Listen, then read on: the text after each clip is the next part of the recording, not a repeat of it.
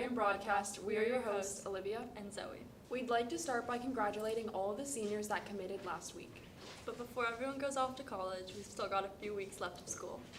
Last week was the start of IB testing. It will continue this week and wrap up next week.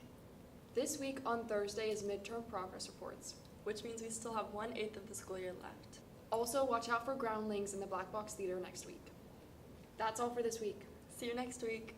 Welcome back to your weekly sports update. We are your hosts, Sam and Clyde. Decision day is passed. Let's look at seniors who committed for sports, and let's see where they're going. Starting with Colby Vanderbilt, who committed to Cornell College for men's lacrosse. Arlo Capone committed to Lower Columbia College for men's baseball. And Brent Welch committed to McAllister College for men's swimming. Mitch Merriam and Kaylin Stefik committed to Pacific University for basketball and softball, respectively. And Milo Swinth committed to Cal Poly Pomona for discus and shot put. And Gabe Yaris committed to Oberlin University for soccer.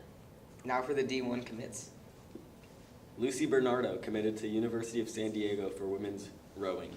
Sierra Lamberth committed to Collin College for volleyball. And Grant Breger committed to UC Davis for track. Now on to the games of the week. On Monday, girls lacrosse has a game. Varsity girls golf has district finals. And tennis competes against Wells. Varsity softball has a game at Roosevelt. And baseball has a game at Wells. On Tuesday, softball has a home game against Grant. And boys tennis competes against McDaniel. On Wednesday, girls lacrosse and boys volleyball both have games. And baseball has a game against Roosevelt. And boys track has a meet at Grant. And softball has a home game against McDaniel. On Thursday, baseball has a home game against Roosevelt. And on Friday, boys volleyball has a game. That's it for this week. See you next week.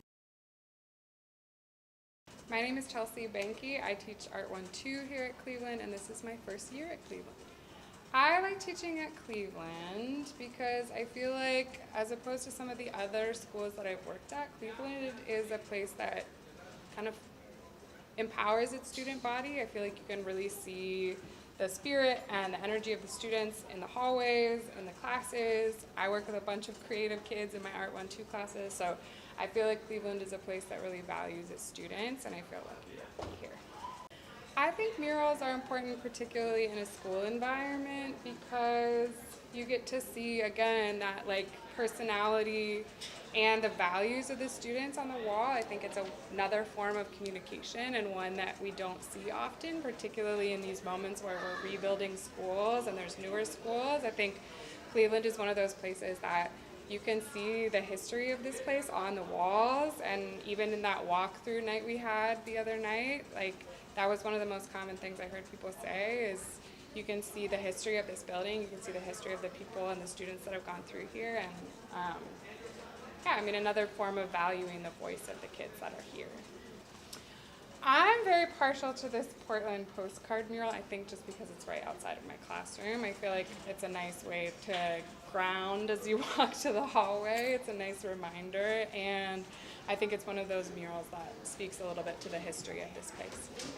I'm not sure what Marshall holds, honestly. I know it's a temporary situation, but I hope that there are opportunities to get students to, even if it's a temporary way, get artwork up on the walls, get projects up on the walls, things that students are passionate about, things that students are excited about.